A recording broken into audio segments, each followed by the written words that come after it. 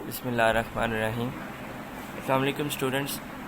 Class 10th के लिए week 8 का ये लेक्चर 2 है। जैसा कि मैंने आपसे कहा था, मैं कोशिश करूँगा कि जो लेक्चर्स हैं ना वो डेली बेसिस पे मैं आपको दूँगा और उसमें हम टॉपिक वाइज जो है वो क्लियर करेंगे इनको। अच्छा, अब इसमें लेक्चर 2 जो वीक 8 का है, इसमें हमने जो है जनरल प्रॉपर्टीज़ देखनी है एसिड्स की। उसमें सबसे पहले फ़िज़िकल प्रॉपर्टी। ये फ़िज़िकल प्रॉपर्टी आप पहले पढ़ चुके हैं। ये चैप्टर के स्टार्ट में था जहाँ पे वो टेबल सा बना हुआ है। उस टेबल में ना एक तरफ एसिड है और दूसरी तरफ बेस है। एसिड की प्रॉपर्टीज़ में लिखा हुआ है कि एसिड जो है ये सोर इनका टेस्ट होता है, जैसे सिट्रस फ्रूट्स वगैरह होगी, और ये रेड को ब्लू को रेड में कन्वर्ट करते हैं, लिटमस पेपर को, और क्रोसिव होते हैं इन नेचर, और इलेक्ट्रिसिटी को कंडक्ट करते हैं। ये उनकी फ़िज़िकल प्रॉपर्टीज़ थी। आज हम केमिकल प्रॉपर्टीज़ के बारे में देखेंगे। केमिकल प्रॉपर्टीज़ में आपने इन एसिड्स के रिएक्शन देखने हैं कि डिफरेंट सब्सटेंसेस के साथ रिएक्ट करके ये क्या बनाते हैं, और उनमें क्या कॉमन चीज़ जो है वो आपको नज़र आती है। उसमें सबसे पहले अगर देखें तो इनका रिएक्शन मेटल्स के साथ है, जिसमें इन्होंने हाइड्रोजन गैस को रिलीज़ करना है। ये जो हाइड्रोजन गैस होती है ये रिलीज़ होती है with the formation of salt. एक बात हमेशा याद रखें, कोई भी मेटल है जब भी किसी एसिड के साथ रिएक्ट करेगी तो वो अपने सॉल्ट बनाएगी और साथ में हाइड्रोजन गैस रिलीज। एमसीक्यू के लिए ये बड़ी इंपॉर्टेंट बात है। इसके लिए शॉर्ट क्वेश्चन आप यही लिखेंगे कि how acids react with metals. ये शॉर्ट क्वेश्चन है, उसके साथ एक एग्जांपल आप दे दें, ठीक है। अब एग्जांपल को एक्सप्लेन करना है, उसके लिए आपके पास जो है रिएक्शन में आपको पता है एक तरफ रिएक्टेंट होते हैं लेफ़्ट साइड पे और राइट साइड पे प्रोडक्ट होते हैं। ये हमारे प्रोडक्ट्स हैं और ये रिएक्टेंट्स हैं। मैं आपको केमिकल रिएक्शन जब भी एसिड्स या बेसिस का इसी तरह की कोई केमिकल रिएक्शन ओवरऑल, जब आपने 9th में जो है चूँकि केमिकल रिएक्शंस नहीं पढ़े, तो ये कंसेप्ट मैं आपको देना चाहता हूँ कि जब भी केमिकल रिएक्शंस हों तो उसमें अगर आपको रिएक्टेंट का पता हो तो प्रोडक्ट आप खुद बना सकते हैं, ठीक है, खासकर जब एसिड और बेस का रिएक्शन हो। अब जहाँ पे मेटल मैंने कैल्शियम लिया है, HCl के साथ रिएक्ट करवाया है, और उसमें देखें मैंने क्या किया है कि रिएक्टेंट से प्रोडक्ट बनाने से पहले मुझे नहीं पता कि प्रोडक्ट क्या बनेंगे। उसके लिए आप क्या करेंगे, इन दोनों रिएक्टेंट्स के आयन्स बनाएंगे। कैल्शियम जब अपने आयन में कन्वर्ट होता है तो वो 2 इलेक्ट्रॉन लूज़ करता है और कैल्शियम के ऊपर +2 चार्ज आता है। ये आपको पता होना चाहिए कि कोई भी मेटल है या कोई भी सब्सटेंस है तो वो आयन में कन्वर्ट होता है तो उस पर कितना चार्ज आता है। केमिकल रिएक्शंस के लिए आपको इसका पता होना चाहिए। जिनके रट्टे लग जाते हैं, जो रोड मेमोराइज कर लेते हैं इन रिएक्शंस को, उनके लिए इतनी प्रॉब्लम नहीं है। प्रॉब्लम उनके लिए होती है जो कंसेप्ट के साथ चलते हैं और कंसेप्ट को क्लियर करके उनके लिए फिर ये ज़रूरी होता है कि आपने चार्ज जो है वो याद रखना है कि इस मेटल ने जब आयन में कन्वर्ट होना है तो ये कौन सा चार्ज इसके ऊपर आता है, ठीक है। अब कैल्शियम का मुझे पता है ग्रुप 2 से बिलोंग करती है ये मेटल, कैल्शियम मेटल। तो ग्रुप 2 के जितने भी एलिमेंट्स हैं उनके ऊपर +2 चार्ज आता है क्योंकि सारे के सारे 2 इलेक्ट्रॉन को लूज़ करते हैं। इसी तरह HCl के आप आयन्स बनाएंगे।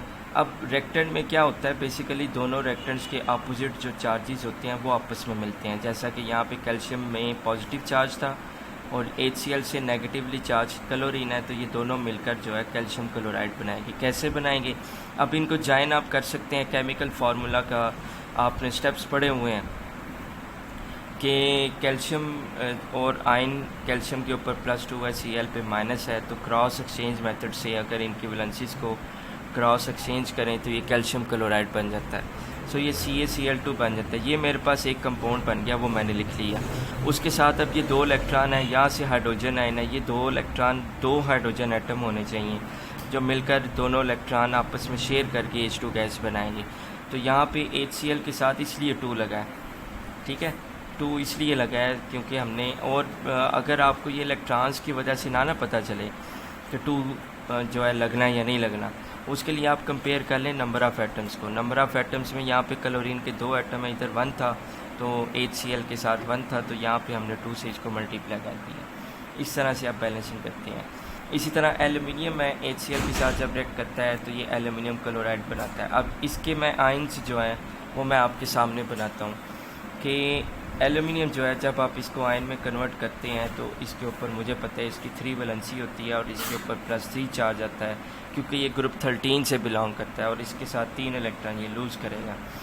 उधर से HCl के आयन्स अगर आप बनाएं तो HCl में H पॉजिटिव आयन बनता है और एक Cl नेगेटिव आयन बनता है, ठीक है। अब जब जो है एल्यूमिनियम जो है उसके ऊपर +3 चार्ज है तो 3 इलेक्ट्रॉन ये लूज़ कर रहा है। तो अगर हम इसको एल्यूमिनियम को, जैसा कि मैंने पहले बताया कि इसका जो पॉजिटिव होगा रिएक्टेंट, एक रिएक्टेंट का पॉजिटिव दूसरे रिएक्टेंट के नेगेटिव के साथ अटैच होता है, तो एल्यूमिनियम क्लोरीन के साथ अटैच होगा, यानी एल्यूमिनियम जो है ये Cl- के साथ अटैच होगा। तो क्रॉस एक्सचेंज करेंगे अगर तो ये बन जाता है AlCl3, ठीक है। साथ में जो है ये H+ है, 3 इलेक्ट्रॉन है, 3 हाइड्रोजन एटम चाहिए होंगे, तो वो मिलकर जो है H2 गैस बना देंगे। अब 3 हाइड्रोजन तो H2 गैस में तो 2 हाइड्रोजन इन्वॉल्व होते हैं, बाकी जो है वो बैलेंस में जो है वो आप क्लियर करेंगे कि इलेक्ट्रॉन जो है वो कैसे बैलेंस होते हैं। उसके लिए आप ये देखें, अब यहाँ पे जो है एल्यूमिनियम जब ट्राईक्लोराइड बना है तो इसमें क्लोरीन के 3 एटम्स हैं और यहाँ पे हाइड्रोजन के 2 एटम्स हैं। मैंने इसके साथ 3 और 2 क्यों लगाया कि मैंने 3 और 2 का जो है वो मैंने कॉमन मल्टीपल दोनों का देखा, वो 6 आ रहा है, तो इसलिए मैंने इसको 3 से मल्टीप्लाई किया ताकि 6 हाइड्रोजन हो जाए, और इसको 2 से किया ताकि ये भी 6 हो जाए, जो दोनों का कॉमन मल्टीपल था।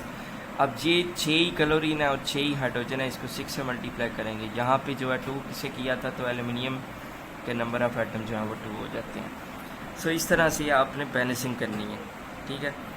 मज़ीद जो है वो इसको हम आगे क्लियर करते हैं, अगर आपको समझ नहीं आती तो मैं आगे भी आपको क्लियर करके बताता हूँ, ताकि आपको जो है वो रिएक्टेंट से प्रोडक्ट बनाने आ जाए, ठीक है। अब कार्बोनेट्स और बाइकार्बोनेट्स के साथ रिएक्शन, आप शॉर्ट क्वेश्चन इसका अलहदा से बनाएंगे, how acids react with carbonates and bicarbonates.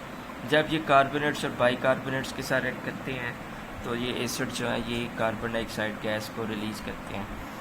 इसके लिए कार्बोनेट्स के लिए मैंने एग्जांपल ली है कैल्शियम कार्बोनेट की। जब आप इसको रिएक्ट कराते हैं तो जो है HCl के साथ, अब मुझे नहीं पता कि प्रोडक्ट क्या बनते हैं, लेट्स सपोज मुझे नहीं पता, ठीक है। अब अगर मुझे नहीं पता कि क्या बनेगा, उसके लिए आप जो है वो इन दोनों रिएक्टेंट के आयंस बनाएंगे। कैल्शियम कार्बोनेट के आयन बनेंगे, जो वो कैल्शियम और कार्बोनेट आयन बनेगा, और HCl के हाइड्रोजन और क्लोरीन आयन बनेंगे।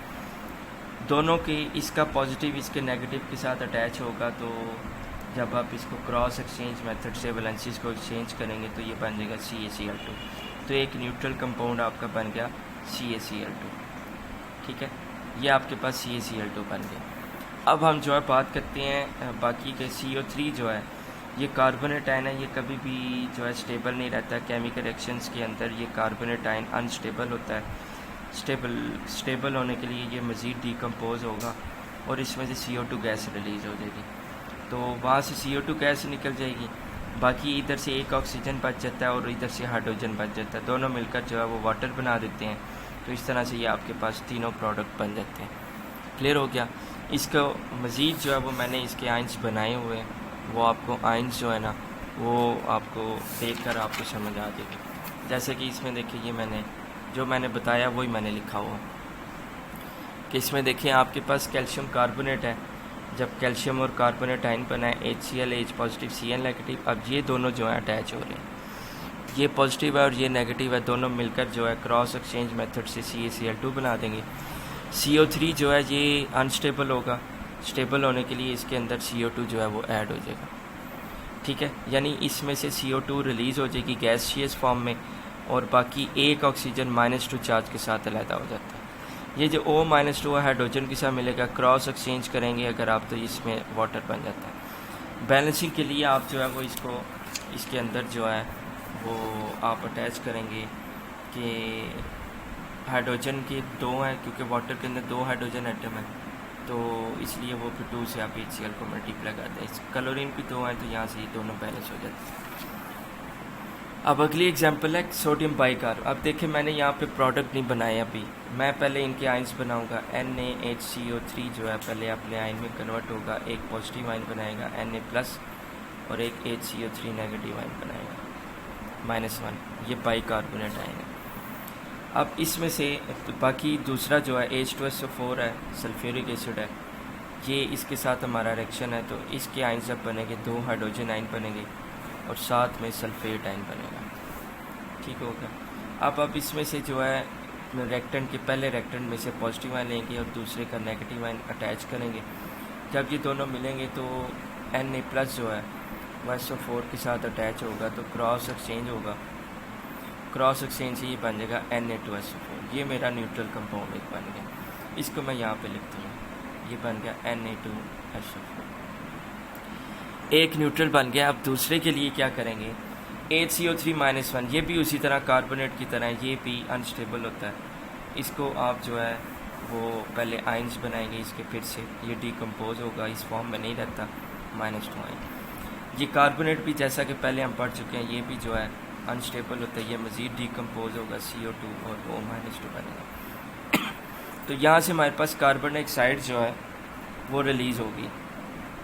ठीक है, कार्बन डाइऑक्साइड रिलीज़ होगी, बाकी बच जाता है आपके पास हाइड्रोजन और ऑक्सीजन, ये दोनों मिलकर अंडरस्टूड सी बात है वाटर ही बनाएंगे। अब इसको बैलेंस कर लें, यहाँ पे देखें सोडियम के 2 एटम है, तो इसलिए इसको भी 2 से हम मल्टीप्लाई करेंगे। हाइड्रोजन यहाँ पे 2 और ये 2, टोटल 4 हो गए। तो वाटर के अंदर 2 हैं, इसको भी 2 से आप मल्टीप्लाई कर देंगे, तो इस तरह से हाइड्रोजन भी 4 पूरे हो गए। ऑक्सीजन ऑलरेडी बैलेंस है, अगर कंफर्म करना है तो कंफर्म कर लें। 2 3 6 ये हैं और 4 ये 10 है, 4 ये हैं और 2 ये 6 और 2 8 हो जाते हैं। इसका मतलब है अभी भी अनबैलेंस है ये। तो कार्बन को देखें, कार्बन यहाँ पे 2 है, इधर 1 है, तो इसको भी 2 से मल्टीप्लाई करेंगे आप, ये हमारे पास इक्वेशन बैलेंस होगी। ठीक है, तो कार्बन जो है वो 2 एटम्स के साथ है, इधर भी 2 एटम। अब ऑक्सीजन देखें, 2 3 6 है और 4 ये 10 है, इधर 4 है, 2 2 4 ये 8 और ये 2 ये 10 है। सो इस तरह से आप जो है बैलेंसिंग करते हैं। ठीक हो गया। अब आप जो है वो इसमें देखेंगे अगला रिएक्शन जो कि है न्यूट्रलाइजेशन रिएक्शन। किसी भी टॉपिक में जहाँ पे आपके पास एसिड और बेस का रिएक्शन आता है उसको हम न्यूट्रलाइजेशन रिएक्शन बोलते हैं, क्योंकि ये एक दूसरे को न्यूट्रलाइज कर देते हैं। न्यूट्रलाइज का मतलब होता है आपस में एक दूसरे के रेडिकल्स को रिप्लेस करा के साल्ट और वाटर हमेशा बनाते हैं। सो इसमें सिंपल सा रिएक्शन है, H2SO4 CaOH ट्वाइस है। इसमें H2SO4 के आयंस बनाएंगे 2H+ आयन और SO4 -2 आयन, और कैल्शियम हाइड्रोक्साइड के बनाएंगे 2OH- आयन। अब ये जो सल्फेट है और ये जो कैल्शियम है, दोनों की वैलेंसी सेम है, क्रॉस एक्सचेंज होगी, सेम होकर आपने पढ़ा हुआ है कि उसको वैलेंसीज को ऑफसेट कर देते हैं, तो ये प्रोडक्ट बन गया CSO4। बाकी रह जाते हैं हाइड्रोजन और ऑक्सीजन OH, ये दोनों मिलकर वाटर ही बनाएंगे, अंडरस्टूड सी बात है, लेकिन ये 2 हैं और ये भी 2 हैं, तो टोटल 4 हो जाते हैं हाइड्रोजन। वाटर के अंदर H2 बेसिकली होता है, तो इक्वेशन को बैलेंस करने के लिए आप 2 से इसको मल्टीप्लाई करेंगे ताकि हाइड्रोजन भी बैलेंस हो जाए। इसी तरह से अगर आप कोई और एग्जांपल लेना चाहते हैं तो लेट्स सपोज मैं यहाँ पे ले रहा हूँ एल्यूमिनियम हाइड्रोक्साइड के ले लेता हूँ। एल्यूमिनियम हाइड्रोक्साइड जो है इसमें AlOH थ्राइस आता है। अगर आप इसके साथ रिएक्शन करवाते हैं HCl की, लेट्स सपोज आप रिएक्शन करवाएं, HCl के साथ रिएक्शन करवाएंगे, एल्यूमिनियम पे +3 चार्ज होता है, क्लोरीन पे -1 होता है, क्रॉस एक्सचेंज होगा तो AlCl3 बन जाएगा। उसके बाद जो है AH और OH मिलकर अंडरस्टूड सी बात है वाटर ही बनाएंगे। अब इसको बैलेंस करने, यहाँ पे 3 है क्लोरीन के और इधर है हाइड्रोजन के 2, वही दोनों के कॉमन मल्टीपल 6 आता है, तो इसको आप 6 से मल्टीप्लाई करेंगे, तो इधर 2 से आप कर देंगे, तो ये टोटल ये हो गए, इधर एल्यूमिनियम के 2 हैं तो इधर भी 2 करते हैं। अब हाइड्रोजन आपके पास हो जाते हैं 6 और ये 6 मिलकर 12 हो गए, तो इधर भी 6 करते हैं। अब क्लोरीन देखिए 6 पूरे हो गए, 2 3 6, हाइड्रोजन भी 12 पूरे हो गए। ऑक्सीजन देख लें, ऑक्सीजन इधर 2 3 6 है, O के साथ 6 आ रहा है, तो इधर 6 से आप मल्टीप्लाई कर दें, तो ये बैलेंस हो जाती है। ठीक है, ये मैं डायरेक्ट लिख रहा हूँ, सही है। आयंस बना के आप जब प्रैक्टिस करेंगे ना आयंस बना के, तो आपको केमिकल रिएक्शन के अंदर रिएक्टेंट की सिर्फ ज़रूरत पड़ेगी, प्रोडक्ट आप खुद बनाना सीख जाएंगे। ठीक है, आगे रिएक्शन है सल्फाइड्स और बाईसल्फाइड्स का। सल्फाइड्स के अंदर ये बेसिकली सल्फ़र के ऑक्सीजन के साथ होते हैं, ऑक्साइड्स होते हैं बेसिकली। तो सल्फ़र और ऑक्सीजन डिफरेंट कम्बिनेशंस के साथ एक दूसरे के साथ डिफरेंट आयंस भी बनाते हैं और डिफरेंट कंपाउंड्स भी बनाते हैं। जैसे अब सल्फेट बनता है SO4-2 के साथ, सल्फाइड बनता है जिसमें एक ऑक्सीजन निकल जाती है तो SO3-2 बन जाता है। फिर एक सल्फर डाइऑक्साइड न्यूट्रल कंपाउंड बन जाता है इसका, जब एक ऑक्सीजन और निकालते हैं, दोनों ऑक्सीजन एंड पे निकालते हैं सल्फर डाइऑक्साइड से, तो ये सल्फाइड आयन बन जाता है। तो इनमें से हमने सल्फाइड को लेना है और इनका रिएक्शन कराना है एसिड्स के साथ। इसमें एग्जांपल आप ले लें CaCO3 प्लस HCl की। CaCO3 जो है ये CaSO3 जो है कैल्शियम सल्फाइड जो है ये HCl के साथ ऐड करेगा, CaCl2 बनेगा, ठीक है, plus H2O plus SO2 gas. इसका मतलब है इस रिएक्शन के अंदर सल्फाइड्स और बाईसल्फाइड्स के साथ जब एसिड रिएक्शन करते हैं तो इसमें सल्फर डाइऑक्साइड गैस रिलीज होती है। कैसे बनती है इसमें अगले रिएक्शन में मैं आपको सारी आइंस बना के बताता हूँ। इसको बैलेंस कर लो। देखो कैल्शियम पे +2 चार्ज है, Cl पे -1 है, इधर 2 क्लोरीन है तो इसको 2 से मल्टीप्लाई करते हैं, क्रॉस एक्सचेंज से CaCl2 फार्मूला बनेगा। साथ में जो है ये 2 हाइड्रोजन है तो इधर से एक ऑक्सीजन लेकर ये SO3 जो है ये अनस्टेबल होता है तो स्टेबलाइज होने के लिए SO2 गैस रिलीज़ करेगा, साथ एक ऑक्सीजन निकालेगा जो हाइड्रोजन के साथ मिलके वाटर बना देगा। सो इस तरह से ये आपके पास ये एक बैलेंस इक्वेशन बन जाती है। अगला बाईसल्फाइड के साथ है, सोडियम बाईसल्फाइड को H2SO4 के साथ ऐड कराते हैं। अब लेट्स सपोज इसमें मेरे पास जो है वो प्रोडक्ट नहीं है मेरे पास। प्रोडक्ट बनाने के लिए आप इसके पहले आइंस बनाएंगे, NaHCO3 आइंस में कन्वर्ट होगा, सोडियम आइन बनेगा HSO3-1, उधर से H2SO4 के आइन बनाएंगे 2H प्लस और SO4-2। Na और SO4 ये एक का पॉजिटिव दूसरे का नेगेटिव अटैच होगा, अपोजिट चार्जेस अटैच होंगे और यहाँ पे ये सोडियम सल्फेट साल्ट बन जाएगा, क्रॉस एक्सचेंज से Na2SO4 बन जाता है। ये एक आपके पास प्रोडक्ट बन गया। बाकी प्रोडक्ट का भी नहीं मुझे पता। बाकी में अब HSO3-1 है, ये अनस्टेबल है।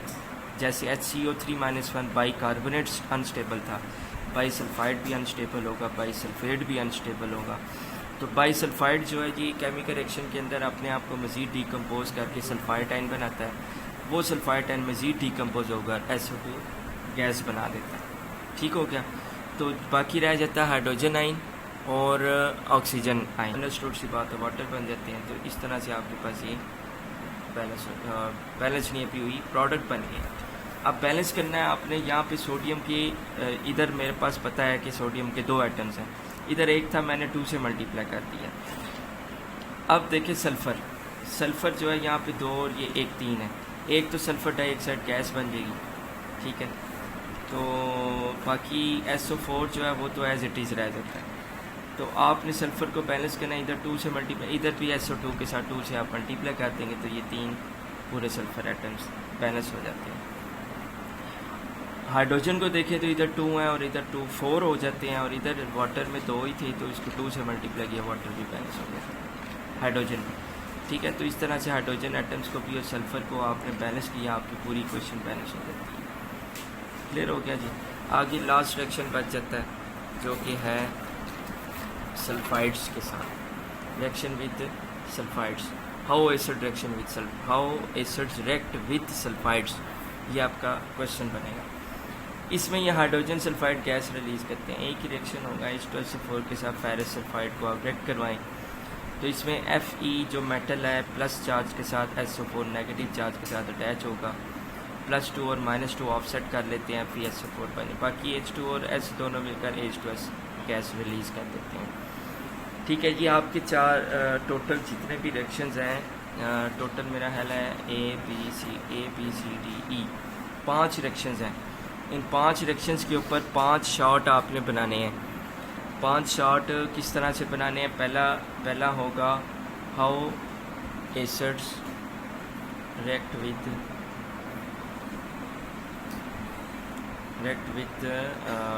मेटल्स, ठीक है। इसमें आप जो है हाइड्रोजन गैस रिलीज़ की बात करेंगे और साथ एक एग्जांपल दे देंगे, ठीक है, एक शॉट। दूसरा होगा how acids react with metals की बाद आ जाते हैं कार्बोनेट्स एंड बाइकार्बोनेट्स, ठीक है जी। ये दूसरा शॉट होगा, इसका भी आपने आंसर लिखना है और साथ में 2 एग्जांपल देंगे, एक कार्बोनेट की और एक बाइकार्बोनेट की, ठीक है। कार्बन डाइऑक्साइड गैस की रिलीज़ की आप बात करेंगे। फिर उसके बाद आप लिखेंगे डिफाइन न्यूट्रलाइजेशन रिएक्शन, ये न्यूट्रलाइजेशन रिएक्शन आपने पहले भी पढ़ा है।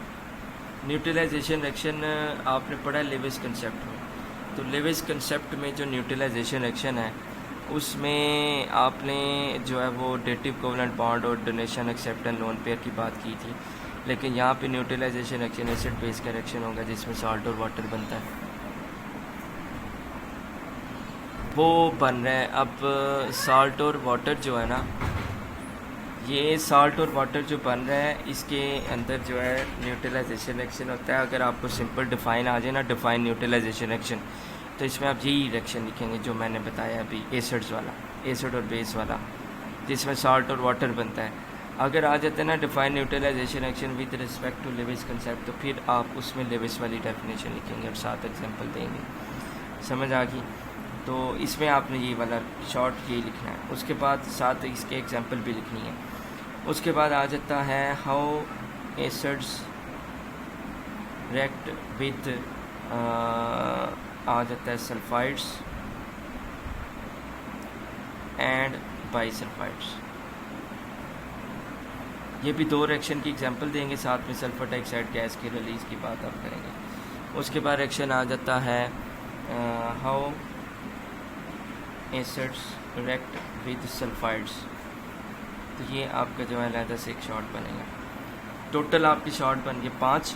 इसके साथ एक और अलग से करेंगे एनी 4 यूजेस ऑफ एसिड। ये आपने कोई से 4 यूजेस करने हैं। एसिड के यूजेस जो हैं वो सिंपल से हैं, एक्सप्लोसिव बनाने में, फर्टिलाइज़र के तौर पे यूज़ होते हैं, पेयर्स बनाने में यूज़ होते हैं, किंग ऑफ केमिकल H2SO4 है, बहुत सारे केमिकल्स बनाने में यूज़ होते हैं, फूड प्रिजर्वेशन में यूज़ होते हैं, बेंजोइक एसिड है, एसिटिक एसिड है, ये सारे जो है फूड प्रिजर्वेशन में यूज़ होते हैं। ठीक है, तो कोई से 4 यूज़ आपने एक सवाल बनाना है कि right any 4 uses of acids. ठीक है, तो ये आपने आंसर भी लिखना है। ये नोटबुक के ऊपर आपका काम होगा।